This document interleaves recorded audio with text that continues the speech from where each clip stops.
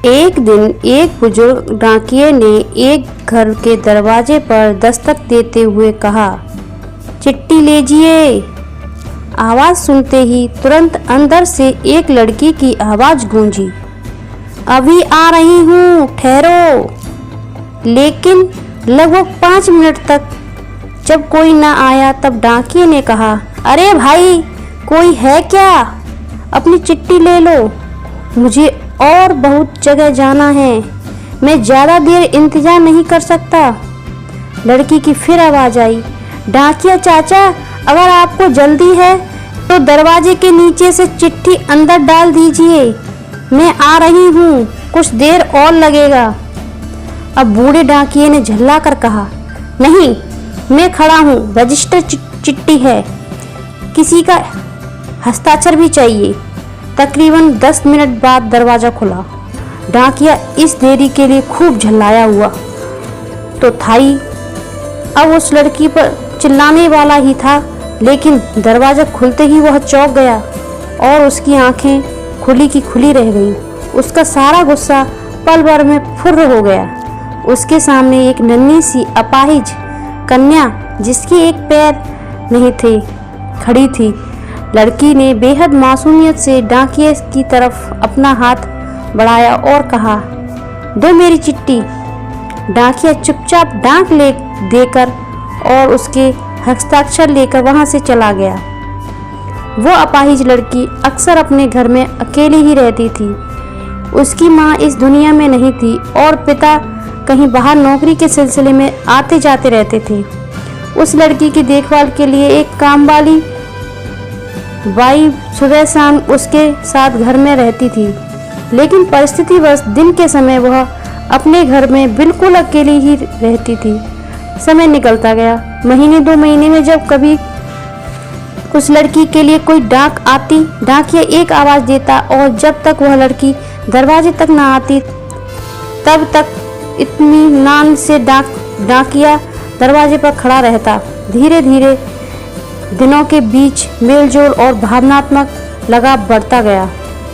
एक दिन उस लड़की ने बहुत गौर से डाकिये को देखा तो उसने पाया कि डाकिये के पैर में जूते नहीं हैं। वो हमेशा नंगे पैर ही डाक देने आता था। बरसात का मौसम आया। फिर एक दिन जब डाकिया डाक देकर चला गया तब उस लड़की ने वहाँ गीली मिट्टी में डाकिये के पाँव के निशान बने थे, उन पर कागज रखकर उन पाँवों का चित्र उतार लिया। अगले दिन उसने अपने यहाँ काम करने वाली बाई से उस नाप के जूते मंगवाकर घर में रख लिए। जब दीपावली आने वाली थी उससे पहले डाकिये ने मोहल्ले के सब लोगों से त्योहार पर बख्शीश चाहिए, लेकिन छोटी लड़की के बारे में उसने सोचा कि बच्ची से क्या उपहार मांगना, पर गली में आया हूँ तो उससे मिल ही लूँ। साथ ही साथ डाकिया ये भी सोचने लगा कि त्योहार के समय छोटी बच्ची से खाली हाथ मिलना ठीक नहीं रहेगा। बहुत सोच विचार कर उसने लड़की के लिए 5 रुपए की चॉकलेट ले ली। उसके बाद उसने लड़की के घर का दरवाज़ा खटखटाया। अंदर से आवाज़ आई, कौन? मैं हूँ गुड़िया, तुम्हारा डाकिया चाचा। उत्तर मिला।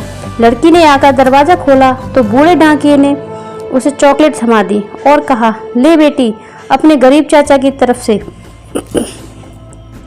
लड़की बहुत खुश हुई और उसने कुछ देर डाकिये को वहीं इंतजार करने के लिए कहा। उसके बाद उसने अपने घर के एक कमरे में से एक बड़ा डब्बा लाया और उसे डाकिये के हाथ में देते हुए कहा, चाचा, मेरी तरफ से दीपावली पर आपको यह भेंट है। डब्बा देखकर डाकिया बहुत आश्चर्य में पड़ गया। उसे समझ में नहीं आया कि वह क्या कहे। कुछ देर सोचकर उसने कहा, तुम तो मेरे लिए बेटी के समान हो, तुमसे मैं कोई उपहार कैसे ले सकता हूँ। लड़की ने उससे आग्रह किया, चाचा, मेरी इस गिफ्ट के लिए मना मत करना, नहीं तो मैं उदास हो जाऊंगी। ठीक है, कहते हुए बूढ़े डाकिये ने पैकेट ले लिया और बड़े प्रेम से लड़की के सिर पर अपना हाथ फेरा, मानो उसको आशीर्वाद दे रहा हो। बालिका ने कहा, चाचा, इस पैकेट को अपने घर ले जाकर खोलना। घर जाकर जब उस डाकिये ने पैकेट खोला तो वह आश्चर्यचकित रह गया। क्योंकि उसमें एक जोड़ी जूते थे। उसकी आंखें डगमगा गईं।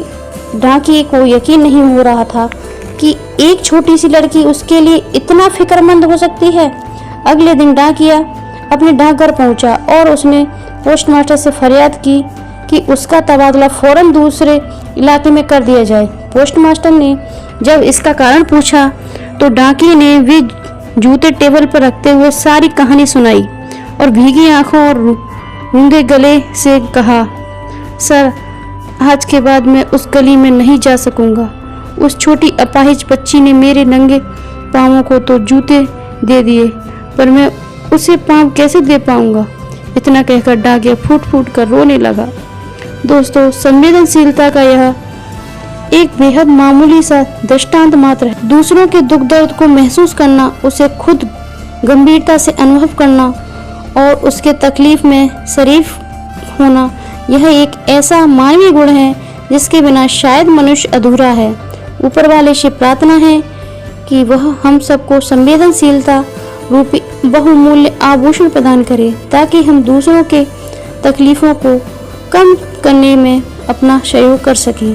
संकट की इस विकराल परिस्थिति में कोई ये नहीं समझे कि वह अकेला है, बल्कि उसे महसूस हो कि सारी मानवता व इंसानियत उसके साथ है। यकीन मानिए, सच्चाई और अच्छाई की तलाश में भले ही आप पूरी दुनिया में घूम लें, लेकिन अगर वो आप में नहीं है तो फिर कहीं नहीं है। याद रखिए, मानवता और इंसानियत से बड़ा कोई धर्म नहीं है।